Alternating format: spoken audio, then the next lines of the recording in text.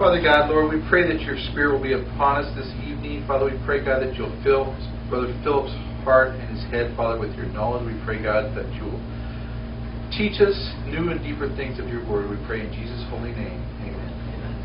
Amen. You want to say anything about what you've learned in these classes over the last 20 years? Oh, there's endless things. I came 20 years ago, it was 20 years ago. There was we were having a classroom in the little schoolhouse across the street house. Yes.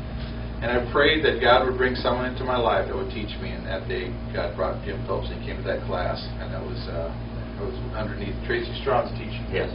Yes. And boy, there's just so much depth when you do into the word by word in the Hebrew and the Greek. You just can't get it anywhere else. And so it was great.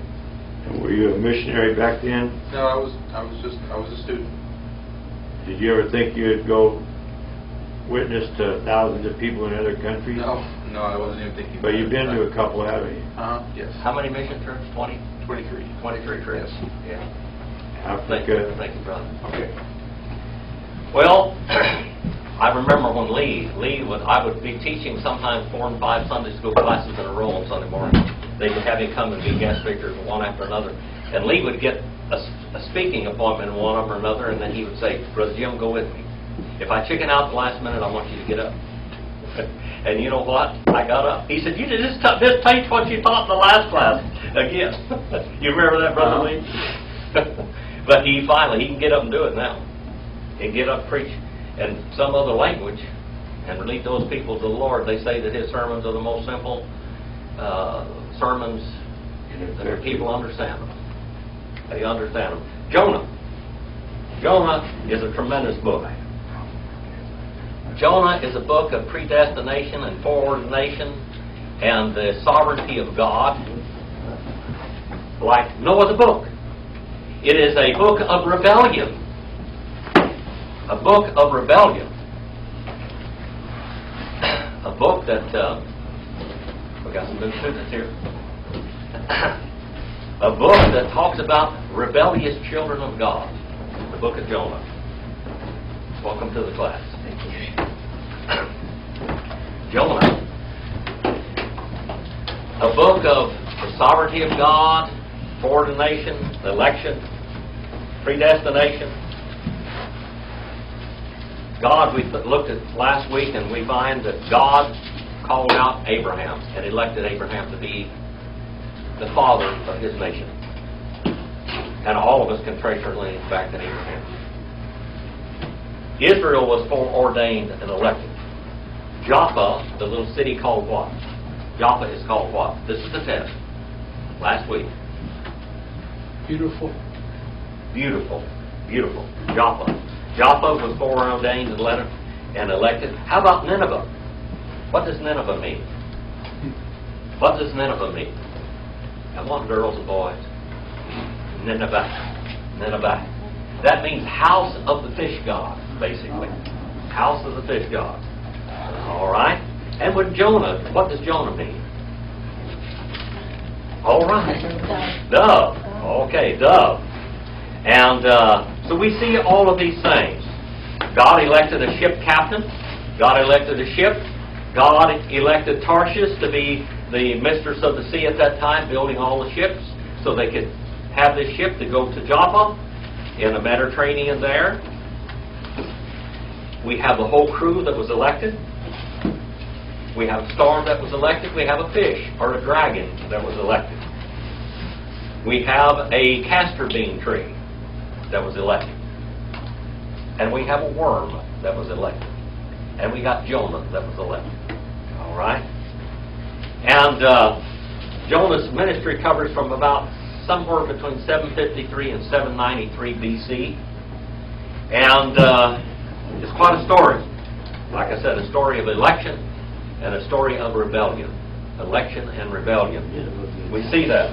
Now, a lot of this class is going out and reaching people that we haven't reached before because this is a kind of a new series that we're parenthetically putting in Exodus.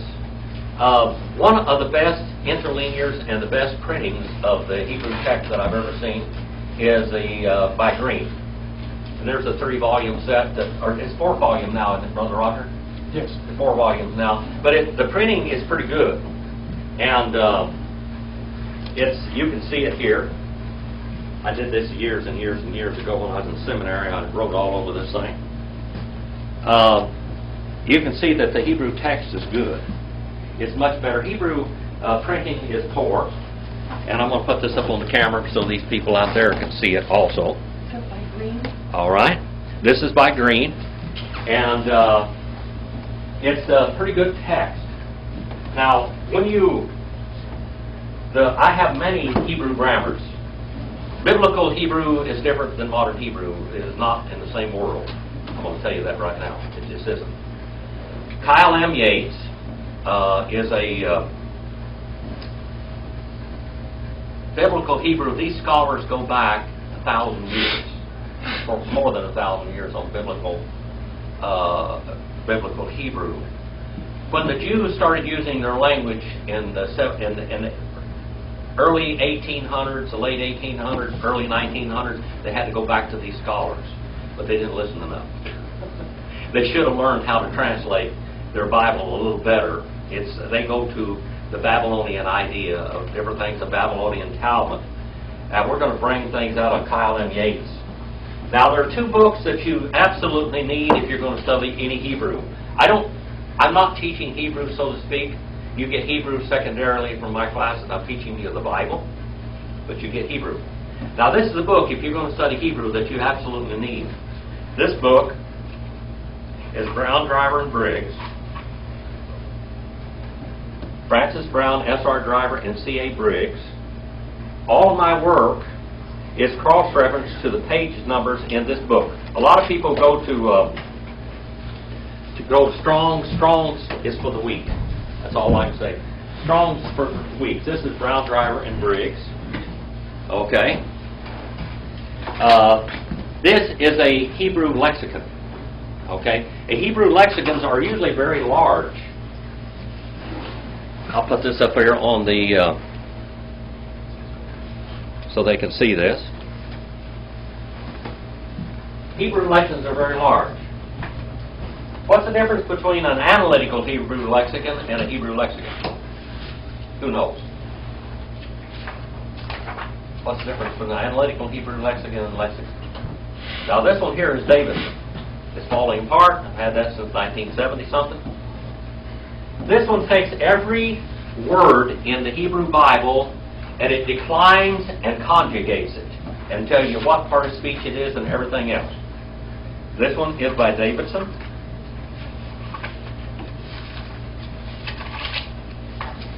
Benjamin Davidson. He was a Hebrew scholar. And when I say Hebrew scholar, I mean Hebrew scholars. If people would study, if they required 6 years of Hebrew and 6 years of Greek before they could go into the ministry today, we'd have a lot less heresy on the streets. That's all I'm saying. But because it straightens out your heresy and inoculates it from it. Now, when you study, like when we're studying the book of Jonah, how many Hebrew tenses are there? How many root stems? How many Hebrew verb stems are there? How many 7. Hebrew verb stems? Huh? 7. 7 Hebrew verb stems. All right, let's go over them real quick. Just quickly. We've done this before, but like I said, here is the book. It tells you a little bit about it. You can see it in here. This one here is Kyle M. Yates, The Essentials of Biblical Hebrew. Biblical Hebrew. We're talking about, we're looking at the word katal, which means to kill. Cal stem is simple active voice. All right, he killed. The simple passive is nephal, he was killed. Number 3 is the PL stem. PL stem, when you see PL, you see violence. Okay? In the PL stem, Cain killed Abel. Okay? The intensive active is PL. He was killed, or he killed brutally. He murdered brutally. And the 4th is intensive passive. That is Pual stem. And he was killed brutally. And then Hithael is the intensive reflexive. He brutally killed himself. And then the Hithael, causative active, is he was caused to kill, or he caused to kill. The Hophel stem is causative passive. He was caused to kill. Now, there are two other little verb forms that we need to think about. And one of them is cohortive and juicy. Cohortive and juicy. And that is, the person acting is doing it in the middle voice or for himself. It's volition that comes from within him. We see that in the Greek is in the subjunctive mode in the middle voice. Okay? Now let's go back to the book of Jonah. We got a little bit of introduction to Hebrew, a slight amount. Okay? And Brother Roger is helping with the Hebrew since my hands are broken down and wore out from writing. He's doing the text for me, and so I go into the translations and all of the grammar. This is what it looks like. I will try to get this printed for you sooner or later. All right? I used to write the Greek and the Hebrew in red, and then do all the other stuff in different colors. But you can see this on the screen. We'll try to do this page, or these this little book. We go back to the book of Exodus. Shemot. Exodus means what? What does Exodus mean? Get out of The way out. Exodus, exit, like Exodus means way out. But that's not what it is in Hebrew. Where did the name Exodus come from? Greek. It came from the Greek Septuagint, not from the Hebrew Bible. The Hebrew Bible, Exodus, is Shemot. What does that mean? And these names. All right? Talking about the names of the sons of Jacob. All right, now let's go here between 793 and 753 BC, back to the time of Jonah. Jonah, the reluctant prophet and the rebellious prophet. And I'm going to read down through here for you. Jonah, the book of Jonah. Wahi davar ha-davar el Jonah. Ben amete lamor. All right? And Jonah, he became the word of Jehovah. Look at that word davar there. In Jonah 1 and 1. The word davar means word. Okay? What is the equivalent in Greek? Logos. Okay. And then we have the word hadavar, which is the name Jehovah, which they did not speak. And when John wrote the name Logos in the New Testament, it was a Hebraism. So he's talking about who? Jehovah of the Old Testament. That's Jehovah. Okay? And the word of Jehovah came unto Jonah, son of Amittai. What does Amittai mean? Remember what that one means? Amittai. Huh? Who said that? Truthful. Truthful. Thank you very much. You got an A+ for tonight. Truthful. To speak. He wanted him to speak. All right? Now, verse number 2. Kum lek el Nineveh ha'er. Ha-gedolah Yukara aliha ki alitha riatham lefaneh. It says, arise and you go, walk unto Nineveh, the city, the great, and cry out against her, because she has come up, her evils, her craftiness, her shrewdness, her wickedness, her nakedness, her calamity, unto my face. This has come up to my face. Now, God even elected Nineveh, didn't he? What's he going to do with Nineveh in the end? He's going to use Nineveh to chastise Israel. All right. What other contributions did Nineveh do to mankind? What contributions? Locks. What? Locks. Lock and key. Is that what it is? Yes, they invented locks and keys. Locks and keys. So Nineveh is the ones that built locks and keys that you use on your car and on your house. What else did they do? They invented plumbing. They invented somewhat hygiene. They invented canal systems and aqueducts for what we call irrigated farming. They invented banking. They invented countries were ruled by one ruler over a large period of time. In Nineveh, they broke it down into districts. They would have a sub-king or sub-prince underneath, and they would be responsible for one. Yes. When you say hygiene, I thought back in the Old Testament that God more or less blessed the Jews with a certain way of cleanliness and so forth. Yeah, but they, see, you have to realize that most people, God installed that in hygiene, yes. And that was good, and even in war or whatever, God did that. But the rest of the world, Nineveh had a great effect on the rest of the world. Okay, the Jews, everybody just kind of, the Jews felt like they were special, and they didn't, there was nobody else that worthy to be in their presence. All right? But the Ninevites contributed a lot to humanity that we have today. Flush toilets, plumbing, all of these things were things that God would use. They also invented crucifixion. All right? They also invented crucifixion.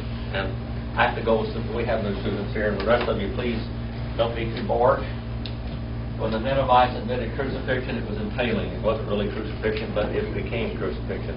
And the word in the Greek is stauros, which means stake. And the Jehovah's Witnesses, they say, oh well, Jesus wasn't crucified on a cross, he was crucified on a stake. The word stauros goes all the way back to Nineveh. They took a person, and in the book of Esther, they were going to crucify Mordecai, weren't they? They were going to hang him. They were going to crucify him is what they were going to do to him. They built a platform 70 feet in the air, and they put this stake on top of it, and they smoothed it out real good, and they greased this stake. And they would take a person and set him on top of it. And it would go up through his body slowly and rupture all of his organs, and he would slowly die within sometimes hours, maybe a day. Well, the Romans came along and they borrowed this because this is a real good way of capital punishment to keep people in line. So they put a man, and they didn't put the stake in him, but they nailed him to the stake. Like that. His hands here, his feet here. They found out that he would live, die too quick. So they put him on another cross like this, and they found out that he died that way because they died of suffocation. So they decided, in the end, that we're going to make a cross like this and like this. Nail a hand here, put a seat here, put a foot here, put the nail the feet together like this, and they could put a sign up here like Jesus had. That one. These are the towel crosses. And this person could live a week.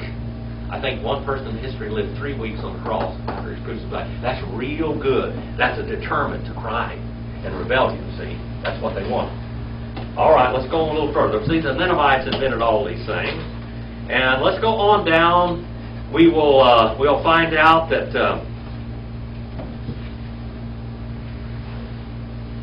that Jonah, let's read that quickly. Let me read this up to where we are today, because some of you haven't been here. Arise and go to Nineveh, the great city, and cry against her, for wickedness has come up before my face. But Jonah rose up to flee to Tarshish. Now Nineveh was about a 605 to 600 mile walk from Jerusalem. And where did Jonah live? Where did Jonah live? This is Phil. Galilee. He lived in Galilee near Nazareth. Okay, where Jesus was.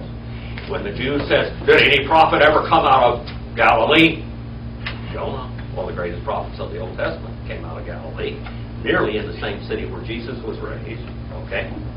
Now, Nineveh means house of the fish god, basically, or dwelling of the fish god. And Tarshish, what does Tarshish do? Now, he's going to flee to Tarshish. Now, Nineveh is about 500, 600 miles north of Jerusalem. How far is Tarshish? Tarshish is Spain. That's 2,500 plus miles. The wrong direction. He's leaving. He's running from God. Okay? Running from his task. So he was going to flee to Tarshish from the presence of the Lord. Now, we know that you can't flee from the presence of the Lord. You can go back and look at that many places in the Old Testament and the Psalms and everything. You can't flee. Where are you going to flee from the presence of the Lord? When you've been elected to do a job, it's done. The election of God is irrevocable. It's done. From the presence of the Lord. So he went down to Joppa. Joppa means beautiful. This is a place where the ships would come in and they go from there. God elected that place to be there when Jonah needed it. All right? And he found a ship which was going to Tarshish and paid the wages and went down into it to go with them to Tarshish from the presence of the Lord. Verse number 4, and the Lord hurled a great wind. Now the Lord elected this wind. Now this is another test from last week. What was the supernatural God of storms in the ocean? What was it called? What was this God called? Brother Roger? Leviathan. All right.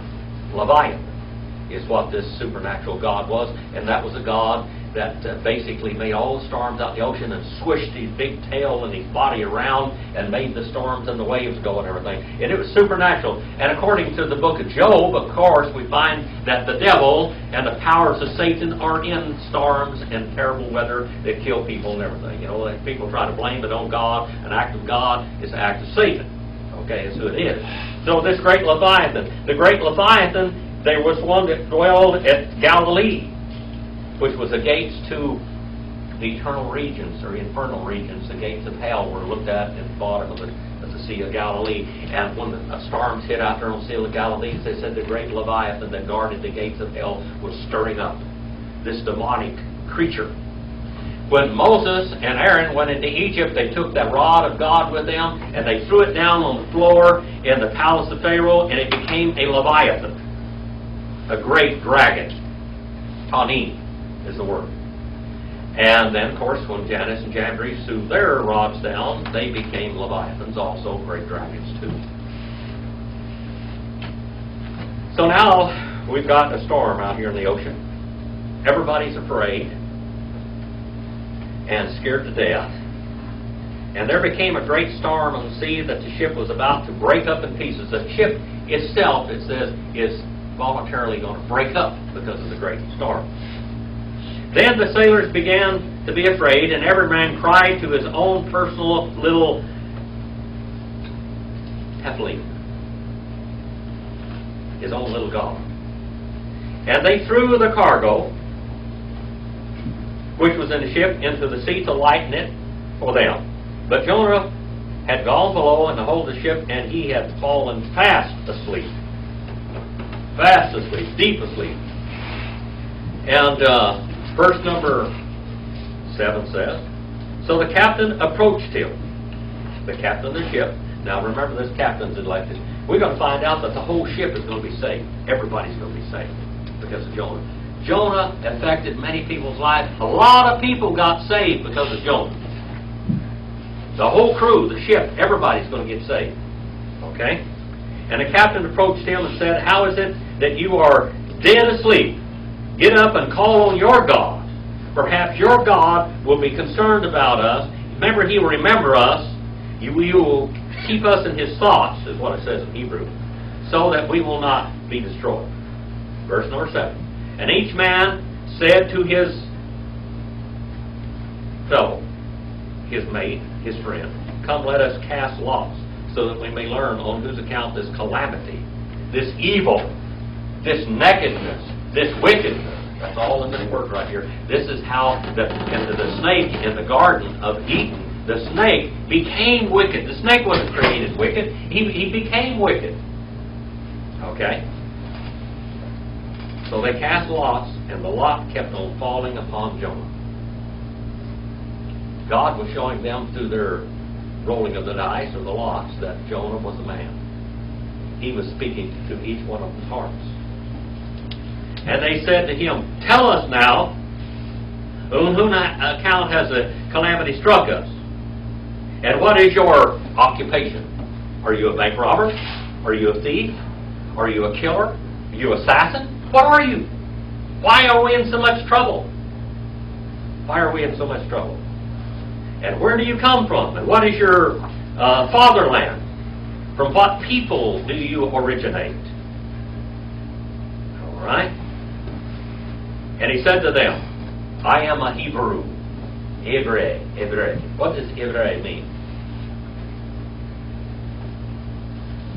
people across the river? From beyond the river. That's what Hebrew means. People from the other side. From beyond the river. All right? And I am a Hebrew, and I fear Jehovah Elohim. I fear the Lord God of heaven. The one made the heavens, and the one that made the dry land and the seas. I fear Him. Verse number 10. Now let's go back to Hebrew. We're far enough over here that we start looking at Hebrew again. Verse number 10. Vayerim Hanashim Yirah Gedolah Vayomaru Elah Ma Zoth Asita Ki Yadiu Ha'anashim Ki Melefene Hadabar Hu Varia Ki Higed Lehem. And they were continually afraid. Third person masculine plural, kal, well, consecutive, and perfect in Hebrew. Third person masculine plural, kal, stem, well, consecutive, and perfect. What does that tell you? This is a continuous action, but it did happen, but it's continuous. It's like punctiliar, but it's historically, it's done, but it's there. The men, the Hana Ashim. Now this word for mankind here, Anashim, is plural, of course. It means humans. Humans. Mankind. Anthropos in Greek. Anthropos in Greek. Humankind. Humanity. These were humanity. By the way, this word came from Aramaic. It came from the Aramaic and the Arabic languages. Okay? And then in the word Yirah. Yirah is a little adjective here on page 431 or 432, which you'll have one of these days. And that means to be terrified. To be terrified. Gedolah. Gedolah. What's a Gedolah? Gedolah means great. Much. Mucho. Yeah. All right? Grande. Great. Much. Wayomaru. And they said, and they kept on saying, third person masculine plural, kal, well, consecutive, and perfect. Page 55 and Brown Driver Briggs, and page 65 in Kohler and Baumgartner. That's a great big two-piece Hebrew lexicon. Okay? To him, what? Ma. Say ma. Ma. What? What? This. Zoth. This. Well, that little demonstrative pronoun. They. Okay? What this? Hasita, you have done. Second person masculine singular, kal, perfect. What have you done? What have you done in the past that's causing these gods, to be so angry with us?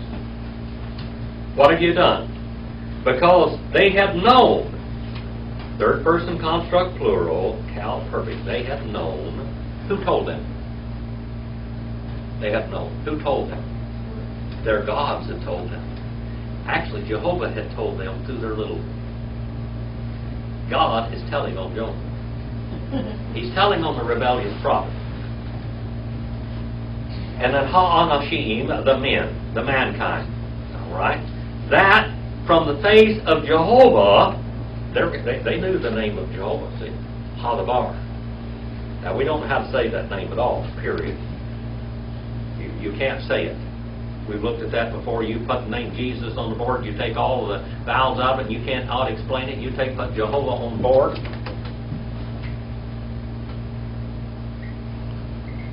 And you take all the vowels out of it. And even the J. Now, to say that one, that's pretty impossible, isn't it?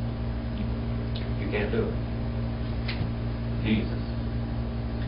You end up with nothing but SS. That's all. That's like trying to say the name of God. You can't do it. They were afraid to anyway. The Lord, when the Lord gave the law to Moses, it says, "Thou shalt not use the Lord thy God's name in vain," and they were terrified of using His name, His personal name. But they said His name here. Now they are convinced that Jehovah, His God, is the God of heaven. Already they're convinced. God is really working miracles through this revival, isn't He? And the men because from the face of Jehovah he was fleeing. All right, masculine singular cow participle, he could flee because he had told to them. All right, the Lord had told to them, and Jonah had told to them also. He's fessing up now. Verse number 11. This is where we finished off last week. Wayomaru, Elah, Va, Naaseh, Lach, Wayishtak, Hayam, Mi Alinu, Ki, Hayam, Holek, Mi Soor. Are you looking at the Hebrew Bible, anybody? You got your Hebrew Bible there, young lady? Well, it's just a New Testament. Oh, okay. Yeah, I thought it was Old Testament. All right. And they said, and they kept on saying to him, Ma. What's Ma mean? What? What shall we keep on doing? It's first person construct rule, cal and perfect. What shall we keep on doing to you? That he may for himself become. All right? That he may for himself become, and they're talking about this great Leviathan, the sea. They know that the sea god is upset. Okay? And this one is third person masculine singular, cal, juicy, and meaning. Juicy means what? Volitational. Volitational mode. That he may for himself become quiet, the sea, from upon us. Mi alinu. From upon us. Me, man there, and all, and inu. That he may lay off of us. He may take the waves from upon us. Literally is what it says. And then keep, we have this little word which means because. The sea, the Hayam, he kept on walking. The sea kept on walking. That's what the Hebrew term is. The sea kept on walking. Now, if the sea is out there, if it's quiet like glass, it's not walking. But when the waves and the big swells are going, that's when the sea is walking. The sea is walking. So the sea keeps on walking. It's halek. And it comes from halek. Here's the word right here. That's what it comes from right there. The sea kept on walking. All right? The sea kept on walking and being stormy, tempestuous. Masculine singular, cal, participle. Participle means only a continuing thing. Verse number 12. Wayomer, Alihem, Sani, Wahatelenu, Nani, El, Hayam, Wayishtak, Hayam, Mi Alikem, Ki Yodia, Ani, Ki Vesheli, Hasa'ar, Hagadol, Haze, Alakim. Wayomer, and he said, and kept on, continues to say, Alahim is to them, lift me up, and hurl me, Wahatilinu, and hurl me, El Hayam, into the waters. Hurl me into the waters. That's a command. Wayishtak, and he will be calmed for himself. Look at this one again now. He will be calmed. This is what's going to be calmed for himself. It is third person masculine, singular, cal, juicy, the meaning. All right? 1066 in Brown, Driver, and Briggs. He shall be calmed for himself the sea from upon you, because knowing because in whom the storm great, the this upon you. I'm the reason that the storm is great upon you. I am the reason. Verse number 13 now. Wayat Tiru Hanashim Lihashiv El Hayaba Basha Wilo Yakalu Ki Hayam Holek Wisoer Alehem. But they rowed and they dug. The word rowing means to dig. When you're rowing with a row, you're digging water. You're digging water. And that's what the Hebrew said. You're digging. And they rode and they dug. Third person, masculine, plural, cal, wow, consecutive, and perfect. They rode and they dug, the men. To bring back, lihashiv, to bring back unto the dry land. The hayabasha. We is what? Is vav in modern Hebrew. We is what? Conjunction. That's a conjunction. Page 253, it means and. And not. And not. They had been able to. Third person construct plural, cal, perfect. They couldn't row fast enough because the sea kept walking and walking them out further into the ocean. They didn't want to throw this man out there because they're afraid, because they know this man is a prophet of God and they're in trouble because of this man, but they're afraid to touch him. Abraham went down in there in Egypt, went over there to Abimelech. Abimelech means what? Abimelech. Son of the, father of the king. Father of the king. He went up to Abimelech and he sold his wife to him, Sarah to him, and then the Lord said to him, that's my prophet. He's a liar and a cheat and a thief, but he will pray for you if you listen to me, otherwise I'm going to kill you. And the lion prophet. Here we have a rebellious prophet. We have a lion prophet in Abraham. Now we got a rebellious prophet. The prophets of God are rascals just like everybody else. We're in damage. Okay? We're scoundrels. Everybody's a scoundrel. We related to Adam. And they had been able. What is the word there in Greek? What would this word able here mean in Greek? Yikal in Hebrew. Dynamis. Dynamis, that's where we get our dynamite from. Not they were powerful enough. The sea kept on walking and being stormy against them. All right, number 14. Number 14. Wayikru. Ha, or El Hadabar. Wayomeru. Ana. Hadabar. All. Na. Na-they-da. Beni-fesh. Haish. Hazeh. We all. Titan. Alinu. Dam. Naki. Ki. Ata. Hadabar. Ka-ashur. Cha-fashta. Asita. And they cried out, and they kept on crying out unto Jehovah. They're crying out to the God of heaven. They're not talking about their little gods anymore, not the little Teflon.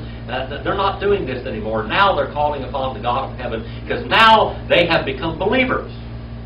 Okay? Unto Jehovah, and they said, third person masculine plural, cal, well, consecutive verb, imperfect. They said, and they kept on saying, Anah, oh, now, Jehovah. Not. El there is not. El means a preposition sometimes, but here it's an adverb of negation. Page 39, both of them. Okay? Na. What's na mean? Na. Please. It's a particle of entreaty. Na, a little particle of entreaty, page up on 609 in that book. Okay? A little particle of entreaty. Please. Not let us perish. First person construct plural. Cal cohortive. They have relation. Every time it talks about salvation, there's a relation involved. God provides salvation, but there's a certain amount of personal volition and everything in the Old Testament and hekainadiatheke in the New Testament also. All right, don't let us perish for ourselves. It's not our fault. We don't want to perish. We want to believe in you, Jehovah. Don't let perish our souls, our nephesh. Nephesh is soul. Man is body, spirit, and soul, isn't he? He's triune like God is triune. That's no good. Body, spirit, and soul. And the word soul there, that's what it's talking about, nephesh. Nephesh. When God created all things, every living creature has a soul.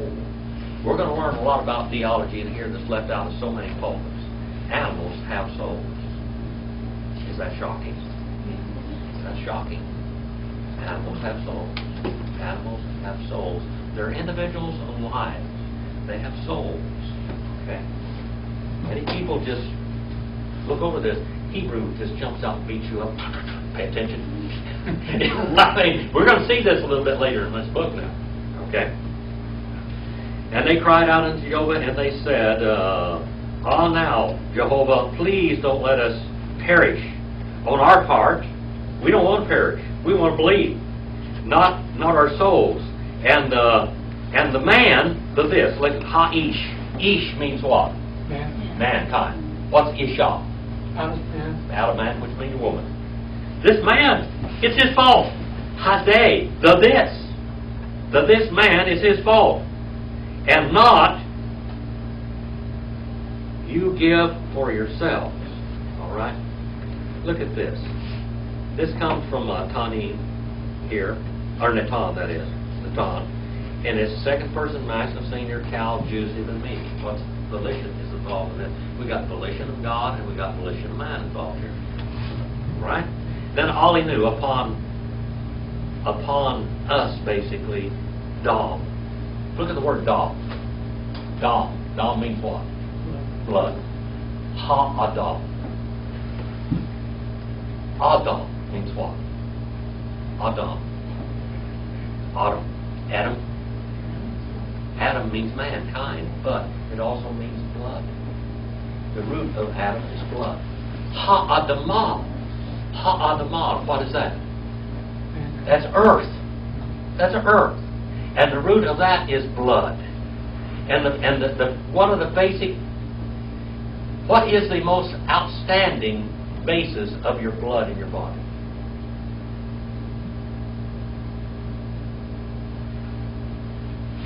It's red. Huh? It's red. It's red, but actually it's blue. Oh, well, yeah. Blue, blood is actually blue, but when it is exposed to oxygen, it becomes red. And the word dom also means red, and it means blood. And we find that man and blood and the earth are all related. They all have a lot of iron content in them, don't they? When somebody bleeds, I can smell it. I can smell an animal when it's bleeding because I smell the iron.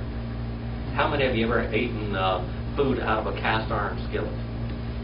And if you leave the food in the skillet too long after you cook it, it tastes like iron. It tastes like blood. Iron. Okay? All right. We don't want his innocent blood upon us.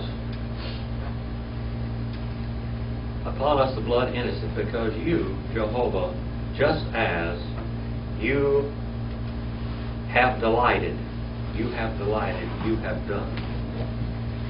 God, you have done as you pleased. You have done as you pleased. Cindy, do you have the Amplified Bible tonight with you? You do?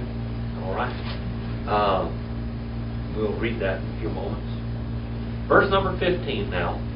Why Yesu, Et Jonah, why Tilenu, let me do this again. Why Teluhu, El Hayam, why Ya'amod, Hayam, Mizapho. And they lifted up, and they kept on lifting up Jonah. And they threw him. Third person masculine plural, Ithel, while consecutive and perfect. Suffix third person masculine singular, all of us in that word. Waitelu. Into the sea. Now here El is a preposition. Page 39 still. Ha, the definite article, Yam, Hayam. Into the sea. And the sea, he stood still. Instantly. When they threw Jonah into the sea stood still. Isn't that beautiful? They had the right prescription. Jonah was the problem. All right? He was the antidote. And the sea, he stood still from his storming and raging. All right, number 16. 1 in verse 16 now. Wayeriu, Ha'anashim, Yirah, Gedolah, Ha'et, Hadavar, Wayiz Bihu, Ziba, Li Hadavar, Wayeduru, Nadarim. And they kept on fearing the men. What does the Bible say? The fear is the beginning of knowledge. The fear of God is the beginning of all knowledge. These people, this was the beginning of all knowledge. They feared God. They feared Jehovah. And they kept on fearing. Third person masculine plural, Calwell, consecutive and perfect. The men, the mankind, the humans. The fear. A godly fear. Great. Et in Hebrew is what? Et in Hebrew? What is that? The soda. It's the first and last letter of the Hebrew alphabet. All right? And it means the sign of the direct object. Power is coming. Something's coming there. Barashit, bara, Elohim, et, Hashemayim. We et haaretz. Power is coming. All right? That's the direction. What is the Greek equivalent of? Ace. What's the Greek figure of speech? What is the Greek grammatical rule? And bring this over to Hebrew. Extension or limitation of thought or verbal action. Extension or limitation of thought or verbal action. You won't understand that the first time you hear it. Might not understand it the 10th. Might not understand it the 10th time you hear it. But one time or another you're going to start clicking. In Acts 2:38 it says that you're baptized for the remission of sins in King James. But in the original language you're baptized because of the remission of sins. Ace is involved in that word and it's going backwards.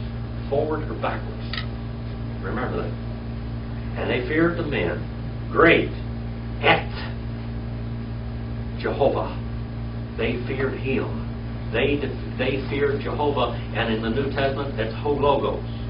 John 1:1 says, in beginning kept on being Hologos, the Jehovah. And the Jehovah kept on being an inseparable part of the Godhead because He kept on being God. John 1:14 says, Kai Hologos Arx Ageneto. And the Word, the Jehovah, flesh He became and dwelt among us.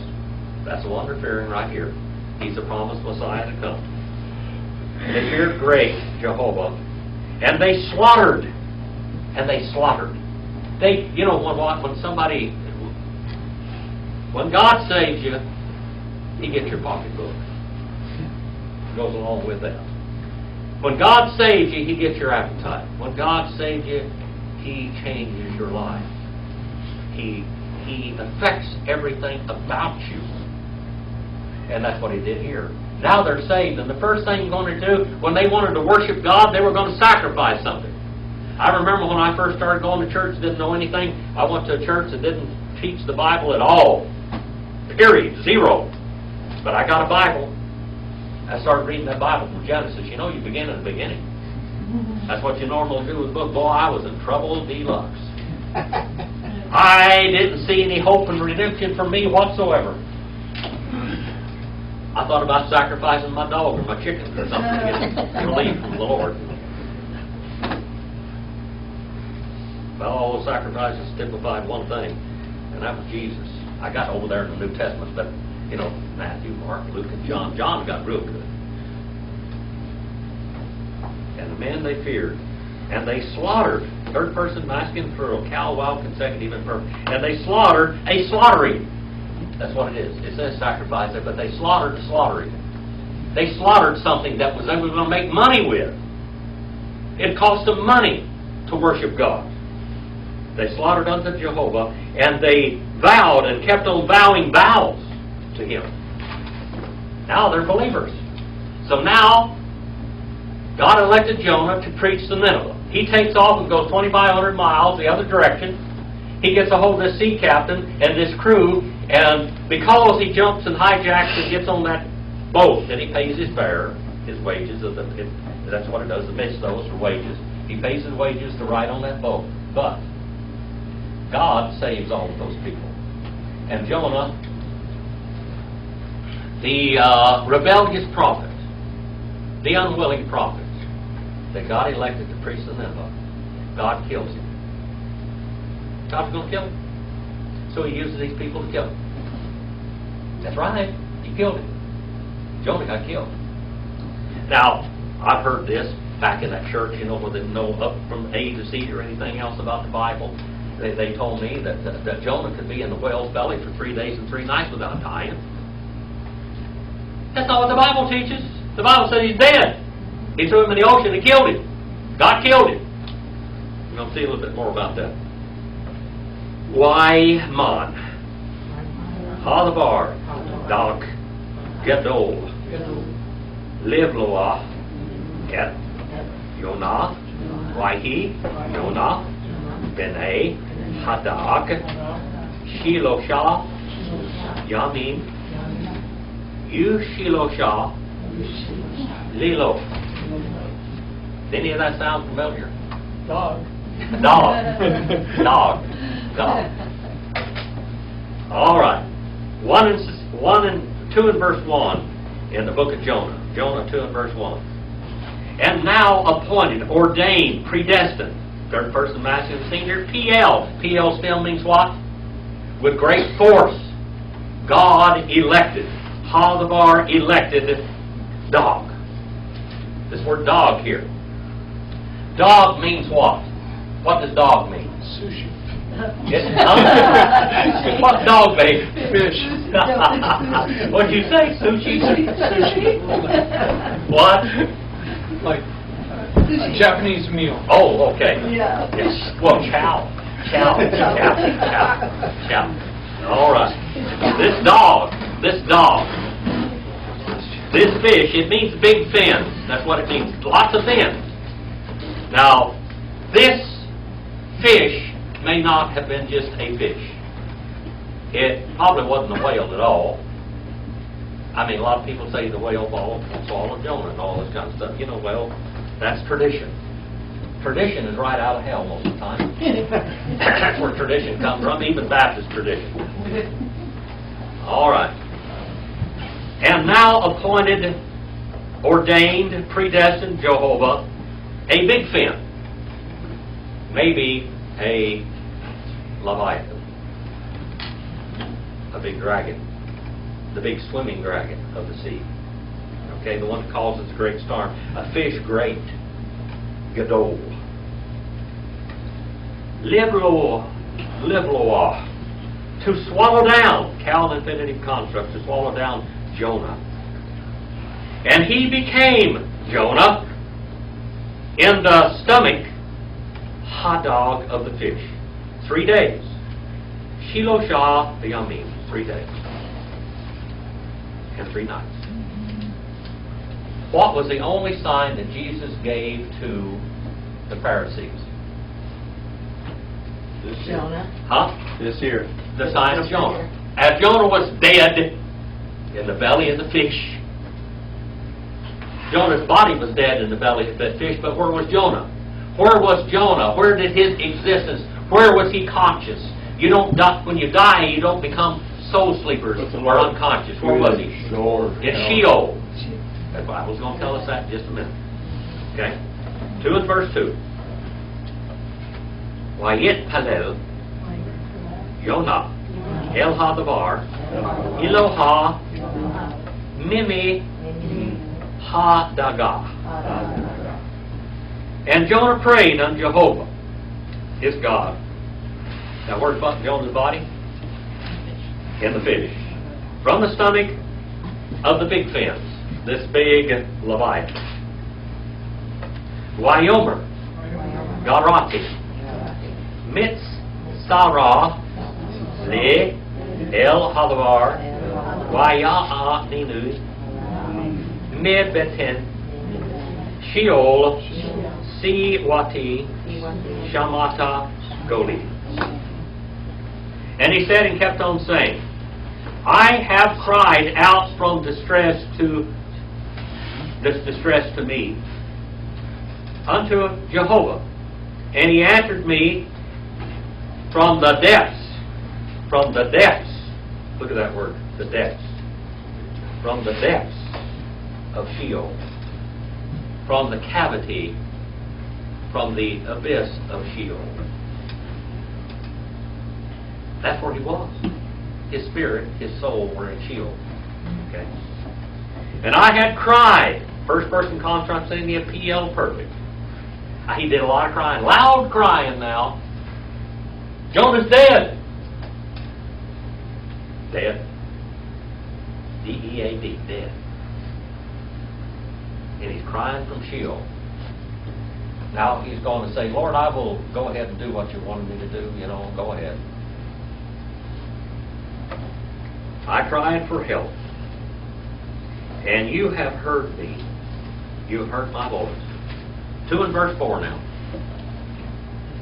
Witash licheni mitz sulah belvav yamim winahar yeso bebini kal mishbarika wigalika ale avoru. Oh, yes.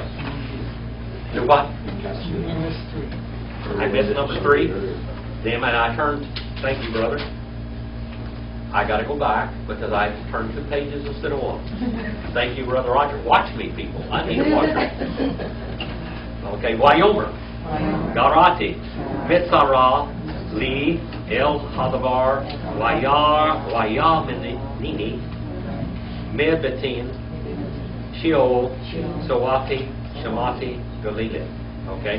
And he said, I cried out from distress to the distress to me unto Jehovah, and he answered me from the stomach of Sheol, and I had cried for help, and you had heard my voice. By the way, in the English translation, it's not like Hebrew.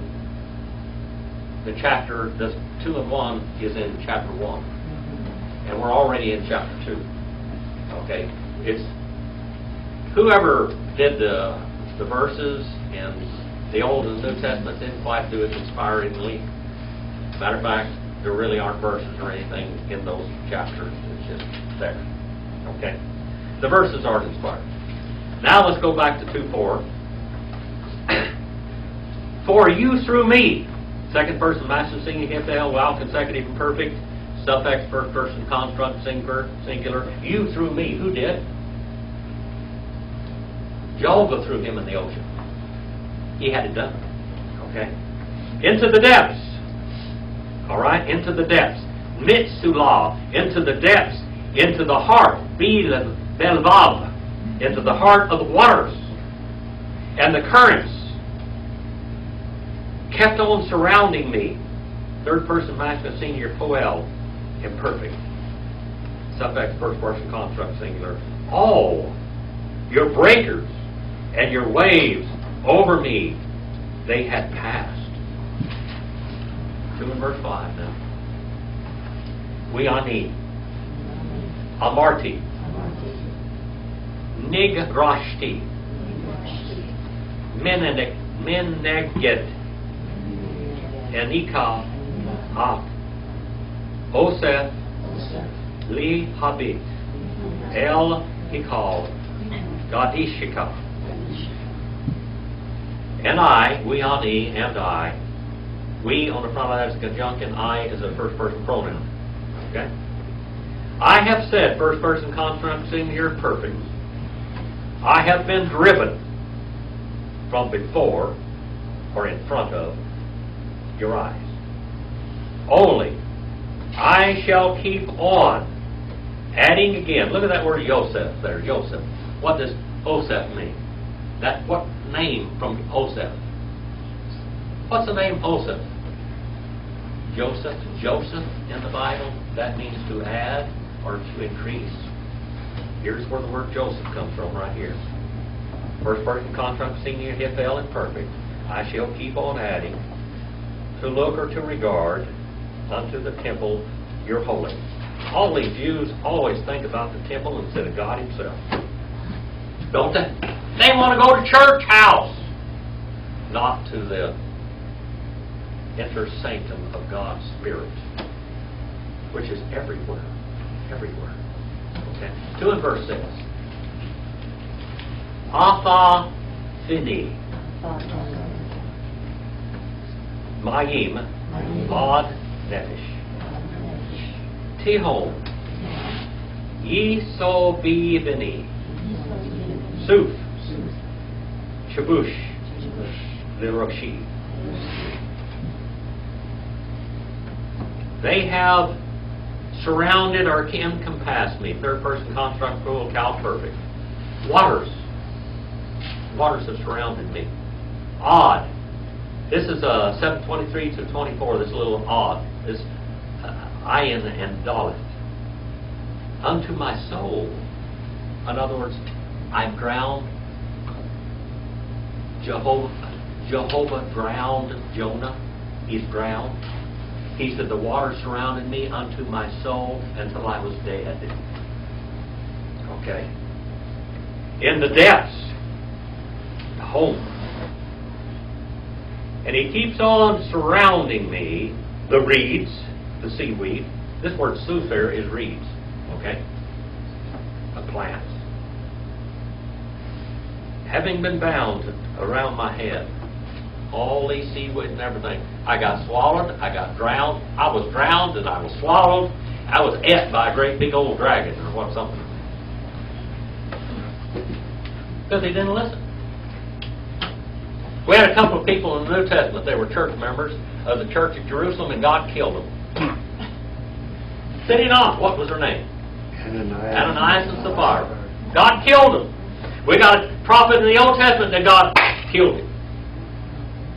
Killed him. Ananias and Sapphira, they carried them out of church. Jehovah's going to carry him back to church.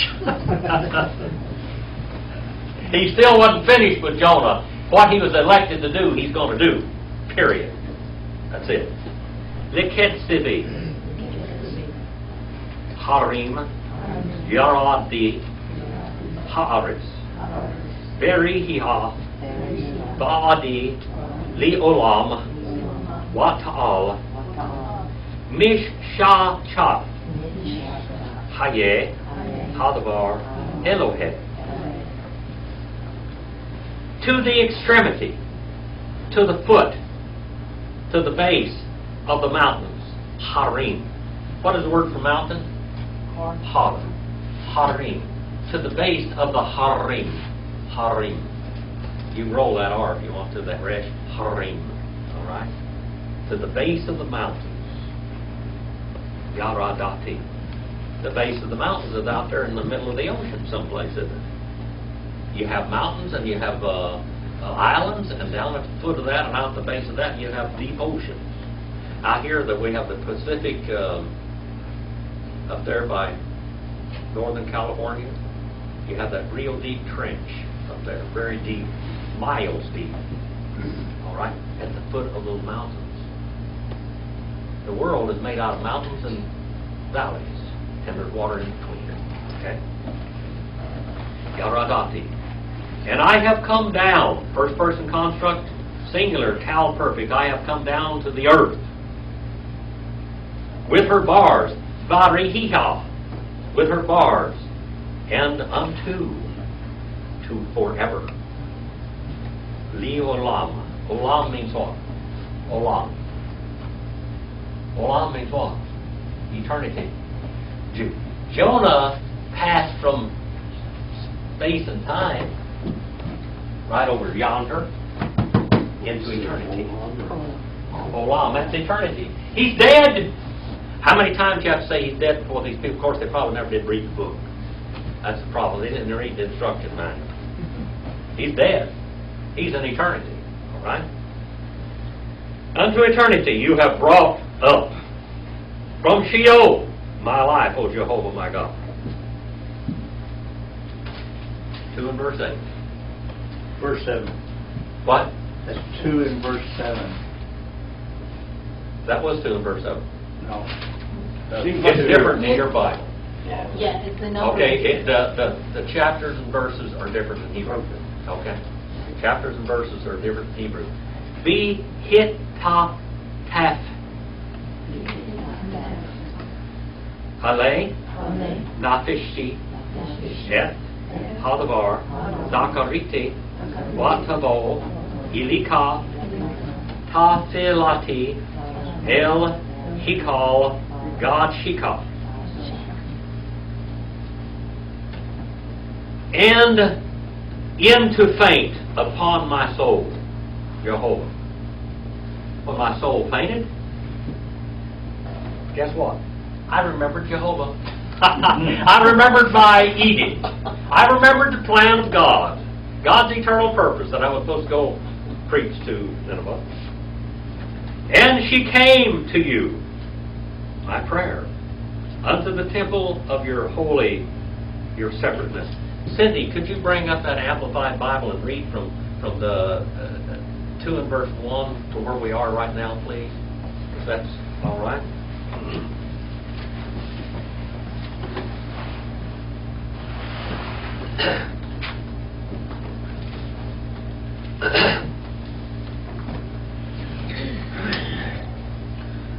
Then Jonah prayed to the Lord, his God, from the fish's belly, and said, I cried out in my distress to the Lord, and he heard me. Out of the belly of Sheol I cried, and you heard my voice. For you cast me into the deep, into the heart of the seas, and the floods surrounded me. All your waves and your billows passed over me. Then I said, I have been cast out of your presence and your sight, yet I will look again toward your holy temple. The waters compassed me about, even to the extinction of life. The abyss surrounded me, the seaweed was wrapped about my head. I went down to the bottoms and the very roots of the mountains.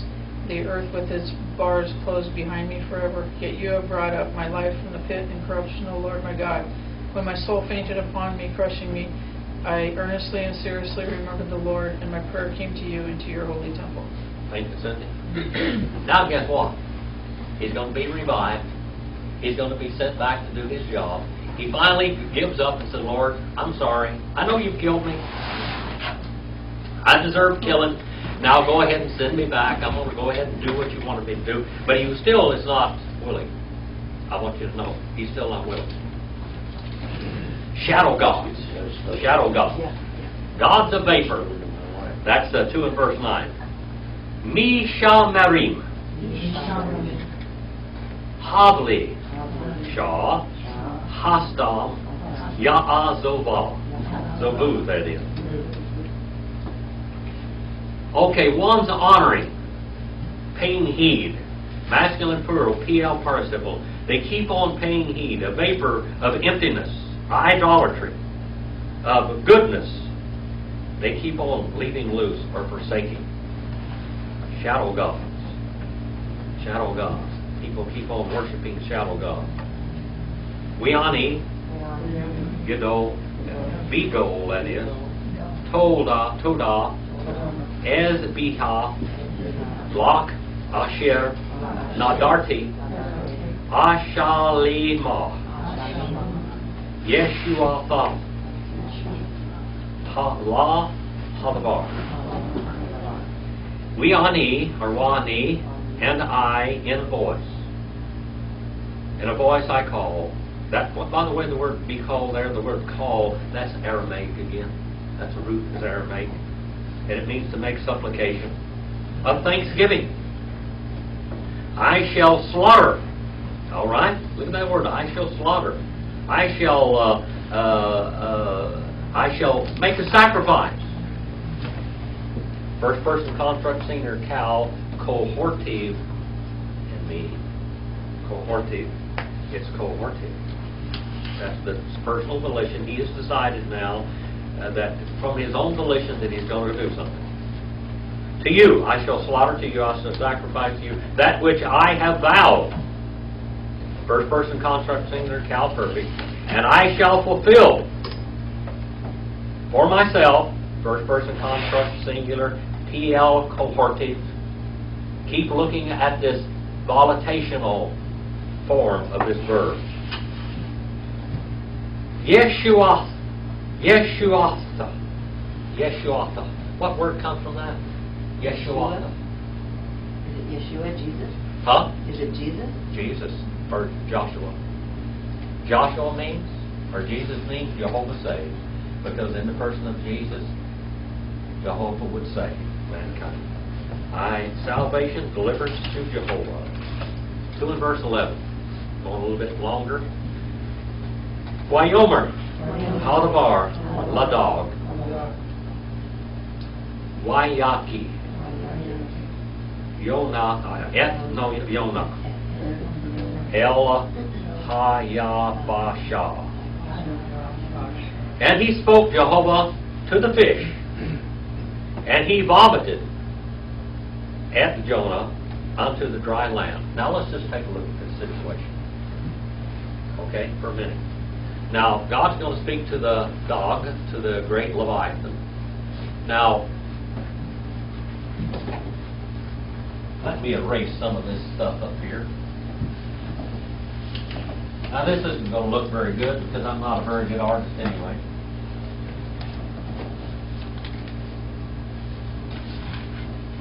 Here are the earth, like that, okay? Now, here is Europe. Doesn't look like Europe, I know. Okay, and here's the Mediterranean. All right, here's Africa over here, like this. And here's Israel, right, in the Mediterranean. Here's Palestine. Now, right out yonder, somewhere out here, is this fish in the boat. Everything took place right here. Now, where is Nineveh? It's east. Way up yonder. Okay? On the shore of the Tigris River. Now, here we are over here with the fish. Now, how did this fish get here? He had to swim all the way around the African continent, come up here in the Indian Ocean, and go back up this way. Up the Fertile Crescent. Where the Tigris and the Euphrates dump. Okay, with the Persian Gulf. Okay, he had to swim all the way around this, which is very possible. He was in the fish's belly. The fish was probably swimming its fins off, moving on all the time. If that was what happened. Or God could make that fish fly from here to here. Didn't make any difference. God could do both things. There's no problem. But this is a lot of miles, people. Well, God doesn't have to make the fish fly. God can just make that fish be here and then there. Well, He has, now, if it he was has really the power to do it. If it was really a Leviathan, a fire-breathing dragon, all the fire-breathing dragons that you see in the Chinese stuff and everything, when I talk about this, they have, and this is big fins, big wings. Well, fins or wings. He could make that fish fly. There's no problem with that. He could make that fish swim all the way around up here to the Persian Gulf. No problem whatsoever. No problem. God can do it. It's not God is a God of miracles, okay?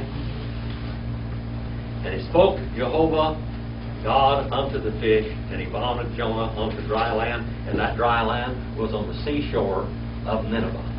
Or not the seashore, but the shores of the Tigris River by Nineveh. And what does Nineveh mean? God, fish House God. of the fish gods. So the fish god comes, which is a giant fish, or Leviathan, this giant thing that spits him out. He spits him out there, and when he spits him out, he's alive, and he was dead before. But his soul was not unconscious, was it? His soul was never unconscious, period. All right, we'll quit right there at the end of chapter 2, and we'll start into chapter 3 next week. But we started out from 1:11 through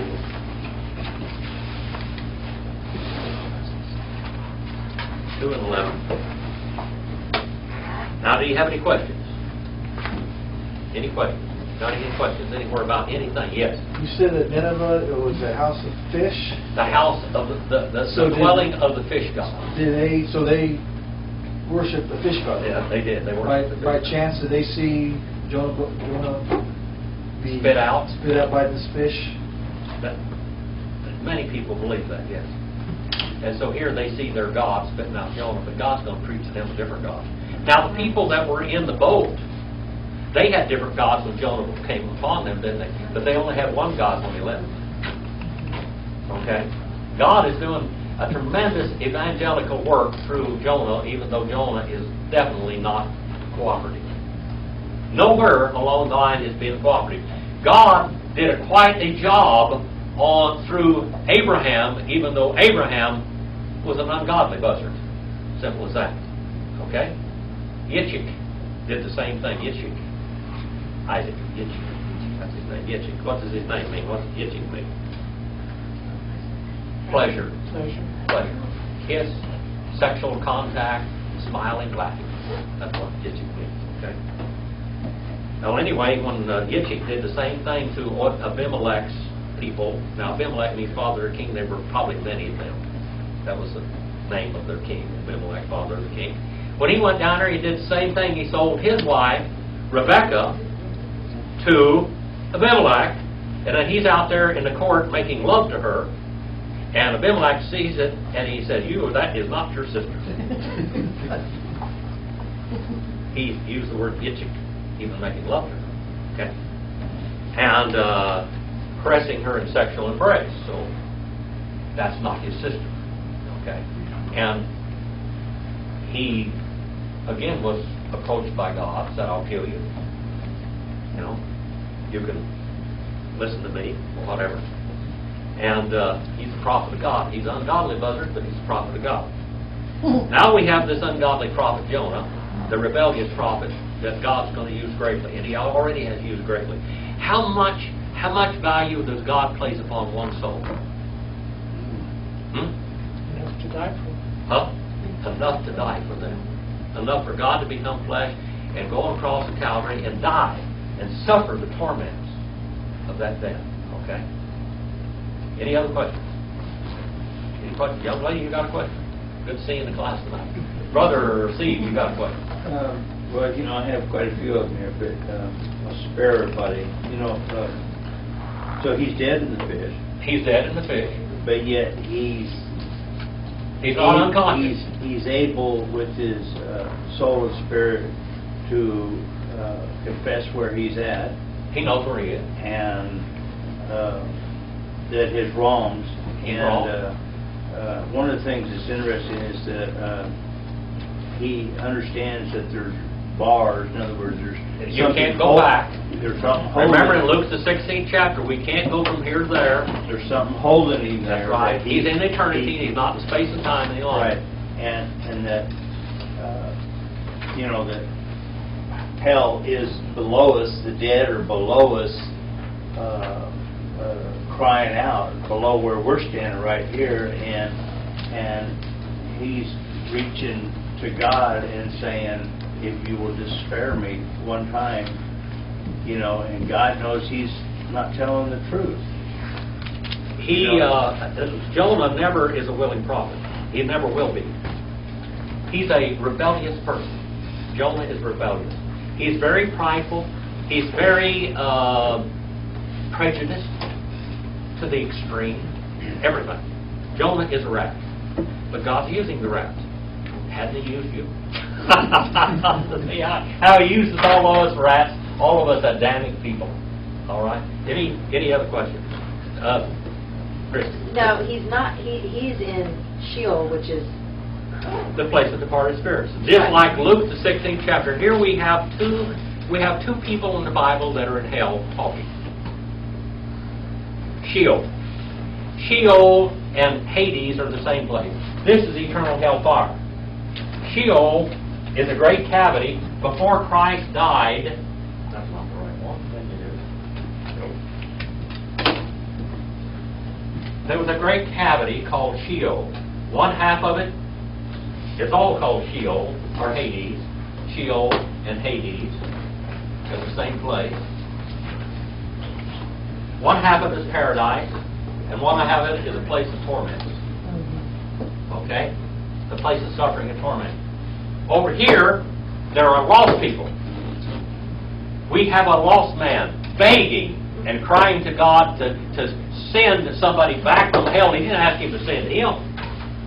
He said, send somebody back from Sheol that could go back and tell my 5 brothers I love them. That's what I call the love letter from hell. Luke 16th chapter. He said, go back now. He felt He saw, he remembered everything. This man was talking to Abraham. Okay? And he's begging Abraham, send somebody back. But he said there's bars between us and there. That's the bars we see in the book of Jonah. Same thing. We have a biblical principle set down, and it's rippling all the way through the Bible. Ripples all the way into Luke the 16th chapter. See? Okay? This ripples all the way across. We're going to see a lot of things from the Jonah that we see in Luke the 16th chapter. Now, God did not send anybody back at that moment from hell, did He? But who did go back from Sheol in Jesus' time? Tell me some people that went back. How many people did Jesus raise from the dead? And Lazarus, for sure, that had been dead for 3 days, 3 whole days. All right, 3 whole days. Been dead for 3 whole days, and He sent him back. These people went back, and what did the Jews want to do to Lazarus? What does the name Lazarus mean? What's the name Lazarus mean? Lazarus. It comes from Eleazar in the Old Testament. Eleazar means what? It means God helps, or God is my helper. Lazarus means helpless. Okay? What did they want to do? What did the Pharisees want to do to Lazarus? They wanted to murder him because he was evidence against them. He raised the widow's son. He said, Talitha Kumei in Aramaic, made arise. Okay? So we have 3 people there at least that He raised from the dead. So 3 people did go back. And did they hear? Many did not hear because they don't want to. Volition is involved. Okay? After Jesus died, He went down to paradise, didn't He? And He preached to all these people. And there's people there that went here that were on the outside of the ark over there. The rebellious ones that rebelled in the days of Noah, that nobody got in the ark and God shut the door like the rapture. And so they got to die in the tribulation period outside, the judgment outside of the ark. But they believed when it started, all the 3 sources of water started, some of them believed, and it said that He preached to them too. And He also preached to all those others that were there and said, I have overcome, I died for your sins, now it's efficacious. And then He raised for our justification. Dikaiosine. That word symbolize. Justification. All right. So He took all of these with Him to heaven. And now there is Sheol, Hades, that only is the place of torment. Otherwise, they get to go to heaven. When you get to die, you get to go to heaven. Go up to the throne of God. Any other questions? So Jonah was not on the side of paradise. He was in paradise, yes. Oh, he was on the side He of was a paradise. saved man. Okay, He was just ungodly. That's what I, yeah. Yeah. He was saved, but he was ungodly. Lord, He didn't say, give me another chance, did He? He just said, send me back and I'm going to do what you wanted me to do. Yes, young lady. You mentioned earlier on the gates of Hades. What? You mentioned earlier on, quite a bit earlier on, the gates of Hades, I believe. The Jews believed that the Sea of Galilee was like 600 feet deep, and at the bottom of the Sea of Galilee was the gates of the infernal regions. And they believed that great Leviathan that stirred the waters out there in those great storms, that was the gates of hell, that he was a guardian to the gates of hell. If you look, there is a place, though, that does say gates of hell in Israel. Yeah. There's a place. Is that related to that or not? It may be, I don't know. Okay. I can't remember. It's close to the Garden of Gethsemane. Well, the Garden of Gethsemane? Yes, very close to there. Okay, well, the ancient Jewish idea of the gates of hell was at the bottom of the Sea of Galilee, and when the pigs, remember the 2,000 flies that jumped in there? You know, the demons, the demon spirits, the fallen spirits, they went into those pigs, they went in there, and they went into the regions of hell, according to the Jews. Christine. Is this where Catholicism gets purgatory? Catholicism invented purgatory, period. Yeah, That but I made a mean, lot do of they- money. That's a money-making situation. Yeah, but person. do they use this outline This as place their is not as the their final reason? hell. Huh? This place is not final hell. Right. But hell is a place of it is a place of variable torments. Some places are more tolerable than other places, and we could go into that. Matter of fact, I did. If you go on to sermon audio, whatever, go to the doctrines of the Bible and go to the doctrine of hell, and you can. I can do that later. Yes. Well, I thought the Old Testament, didn't the Jews, they kind of invented purgatory too, didn't they, to some degree, or some of them? Well, the Talmud was their God. It was more important to them, their tradition. You know, you had the Babylonian Talmud, which is the oldest Talmud that they have. That's the one they were talking about back then, not the Jerusalem Talmud. That was written much later. The Babylonian Talmud was written in Aramaic, or but Arabic to begin with. They spoke Arabic. The Jews lost their language for many, many years. Later on, they recovered it. Later on, they began doing the writings and translating back into Hebrew. But that Babylonian Talmud goes way, way back. They even spoke French. They spoke Arabic. They spoke all of the different languages of the people where they were. But they kept the little traditions and their celebrations and their feasts in their own language, even though they knew what they were saying so many, many times. What? Did I answer your question at all? Yes, Well, that's Stephen. Go ahead. Stephen. What she's referenced here is Matthew 16:18. I say to you, unto thee that thou art Peter, and upon this rock I build my church, and the gates of Hades shall not prevail against it. So she's talking about a place where they were at. There are some caves that someone believed. Is that what you're thinking of?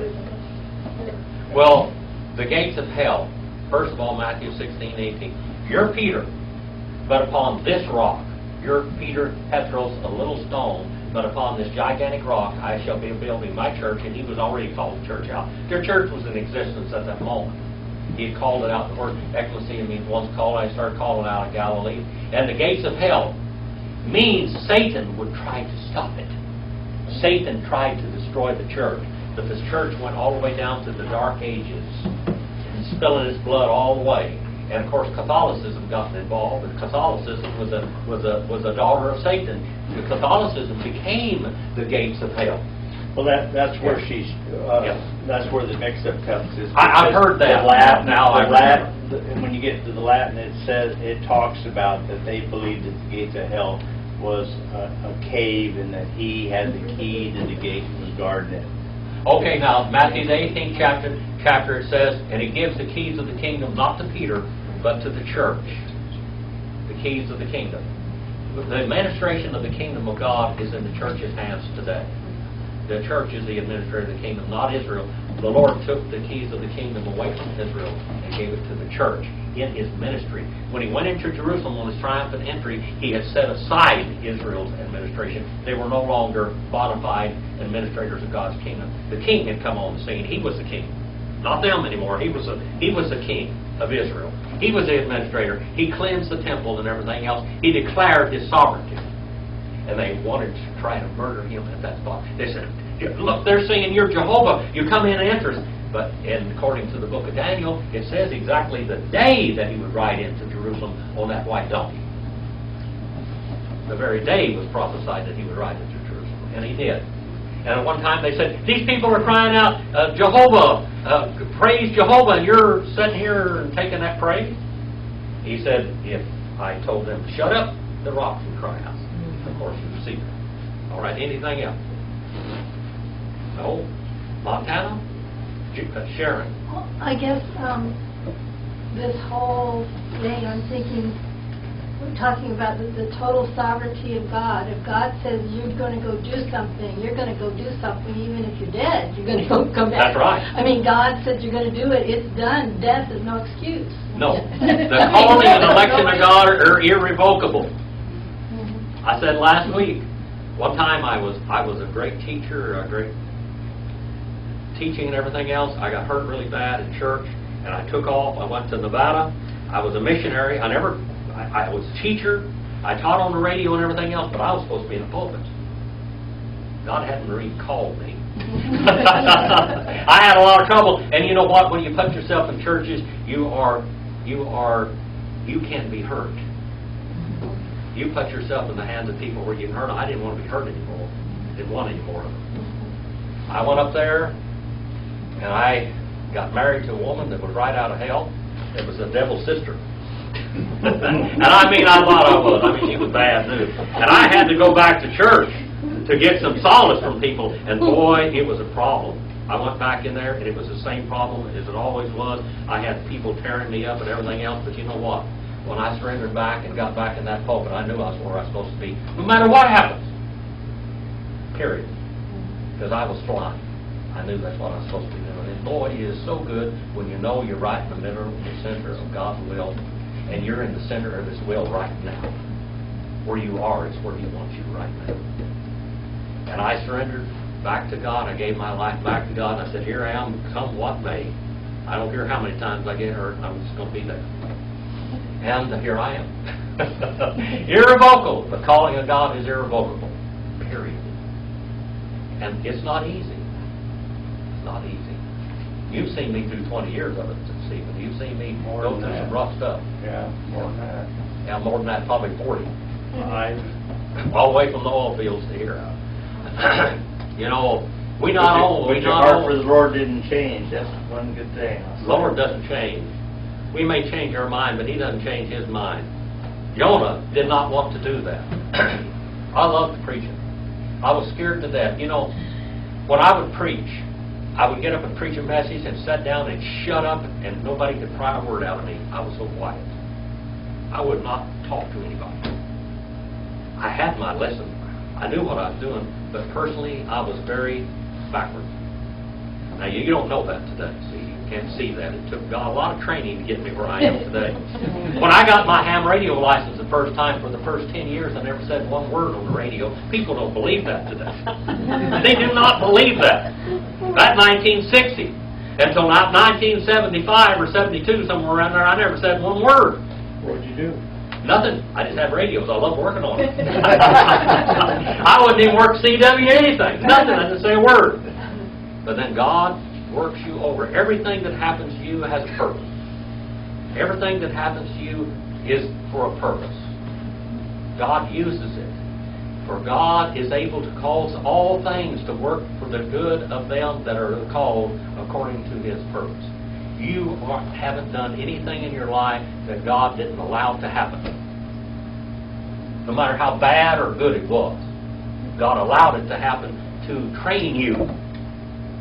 Talking to a doctor today, he got hurt very badly, almost died.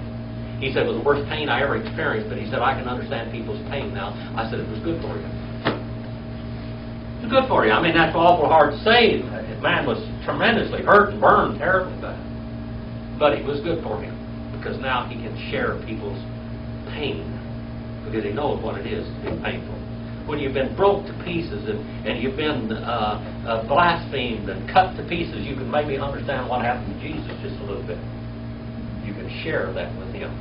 When people have turned their back on you, stabbed you in the back and cut your throat and all this kind of stuff, you can understand what it means to be betrayed. That's betrayal. You know, he understood the betrayal. Any other questions? Pastor Jim, you know, this group here is not able, maybe they are, to comprehend the importance of a little ham radio in our day of satellites and phones. But I can tell you that there's places in this world where you get in countries and the countries jam frequencies of every type.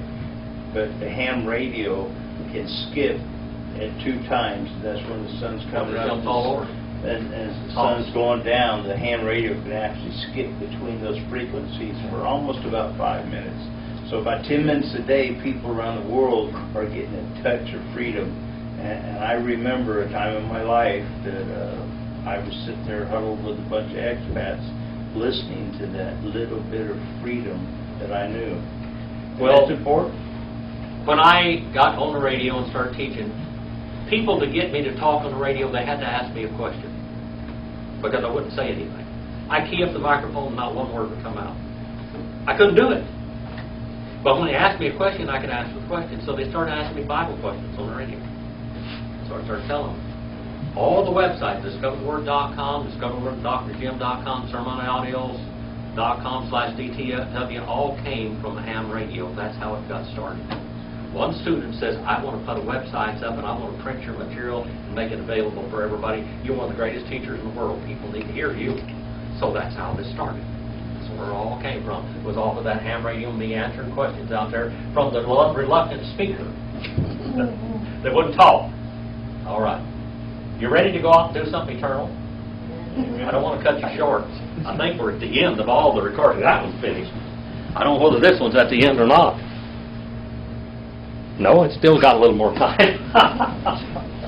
But anyway, that one will go out. That one there is done. It's finished at 80 minutes. All right. Well, if nothing else, let's have a word of prayer. We'll send you out on your way. All right? Brother, would you mind coming up here and dismissing us in prayer? Oh, sure. Right up here? Okay. Lord, we just thank you so much for this time together, and hearing your word is the wisdom of your word just delights our hearts. And we just thank you so much for Jim here and being here to teach a class and just to have a place where we can come to and listen to your word. We just thank you so much. We pray that we grow with what we've heard and are able to tell others. In Jesus' name we pray, amen. Amen.